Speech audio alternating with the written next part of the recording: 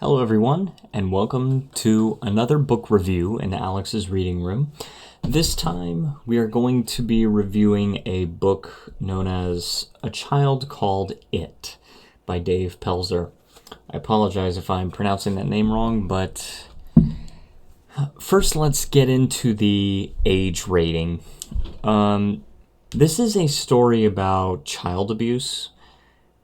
And I have not read the other two books in the trilogy because the second book is called The Lost Boy, and then the third book is called A Man Named Dave. I've not read those. I've only read this one. It's not a very long book. I said let's get into the age rating, then I go into other stuff. It's not a very long book, okay? It's actually only 160 pages, and it's really not that long at all. It took me less than a week to finish it, and I don't read a whole lot every day. I read maybe 30, 45 minutes a day. I've rated this, well, let's break it down first. I rated it a 0 on sexuality. I don't recall there being anything sexual in this book. It's child abuse, but as far as I can remember, it's not sexual child abuse. So I also am rating this a 3 out of 3 as far as language. There is definitely the F word in this book, so definitely keep an eye out for that. As far as substance, I don't recall there being any substance. There may have been some minor mentions of alcohol or tobacco, but I don't think they're explicitly used. There might be some child abuse involving tobacco, but I just can't remember it very well. And yeah, so I have rated it a 0, but it's possible that it's a 1. As far as death and injury, I've rated it a 3. This should be very obvious. It is a book about child abuse, so not for the death, but for the injury. A lot of readers will find this very difficult to read. I imagine if you have gone through experiences like this in your own life, I imagine it probably would be even more difficult to read. But I have rated this a 15 on the age rating. I do think that it's important to understand what can go on in situations of child abuse. And I do think that some older children, mid-teenagers, would be able to handle this book, and have it be appropriate for them. But definitely, some of the stuff in there, definitely young kids should not be reading about it.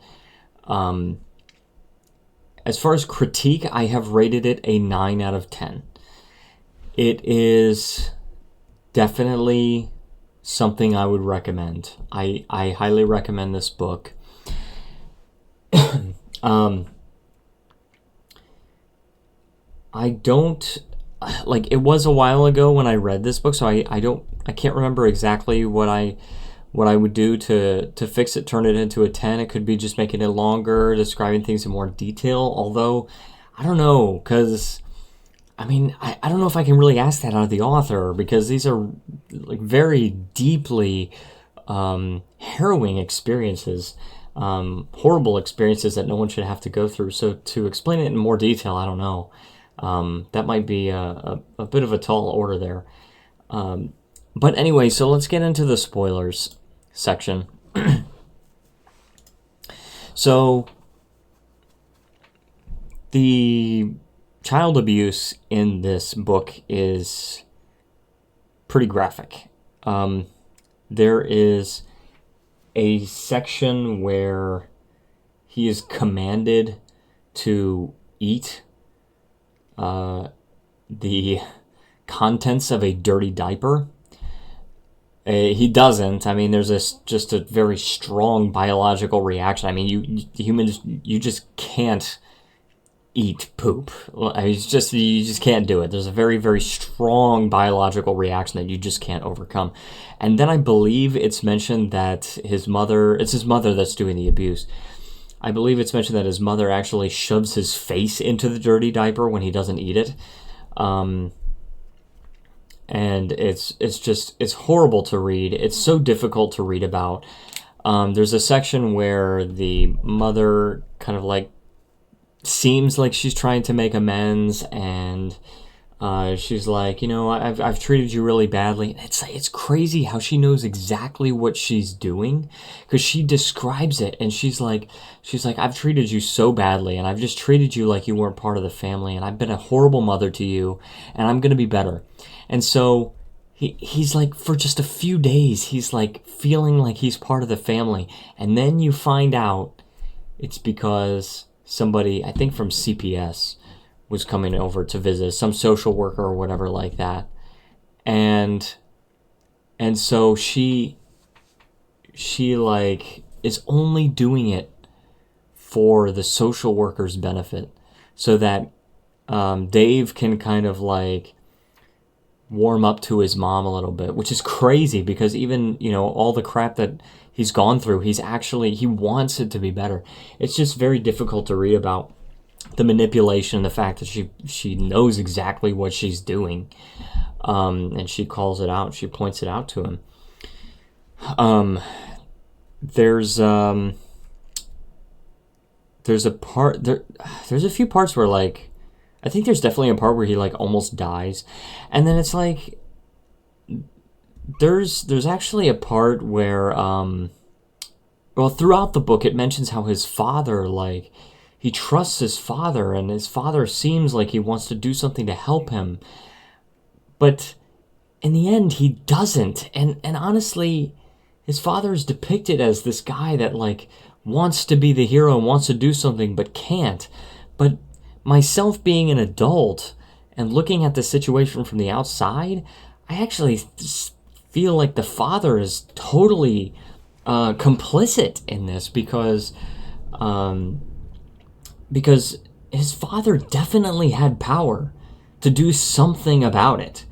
And the fact that he did nothing, and the fact that Dave was rescued because of his teachers, that reveals how much of a coward his father really was. I mean, if my kid were going through something like that, and I'm not a father, but I'd like to feel like I would do this, okay? And fair enough, I've never been in this situation. You can only know what you would do if you've been in this situation, but I like to feel like if you really love your child, you would be willing to sacrifice so much for them.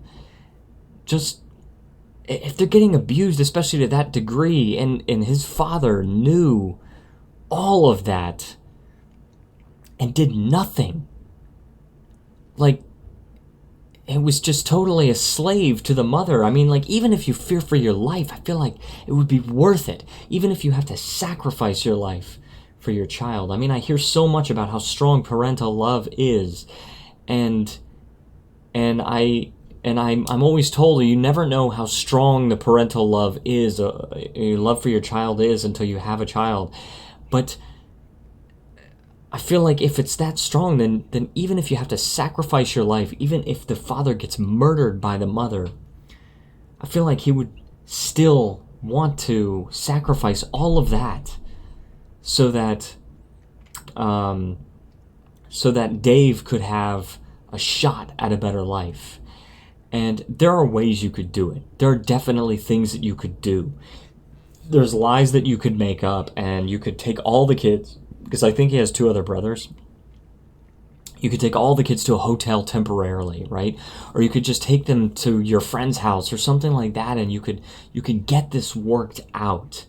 And you tell the police about what's going on, and you keep records of everything. There are definitely ways that you can do it. If you're afraid that the wife or the mother is going to find the records, keep them at work or something. Just have somebody hold on to them. But something had to be done about this, and the fact that Dave had to get saved by his teachers, that speaks to the cowardice of the father, in my opinion. And who knows, maybe the father becomes a better figure in the other two books, but as far as this first book, I have to review every book on its own, just individually, and the father seems like a huge coward and a horrible letdown in the story.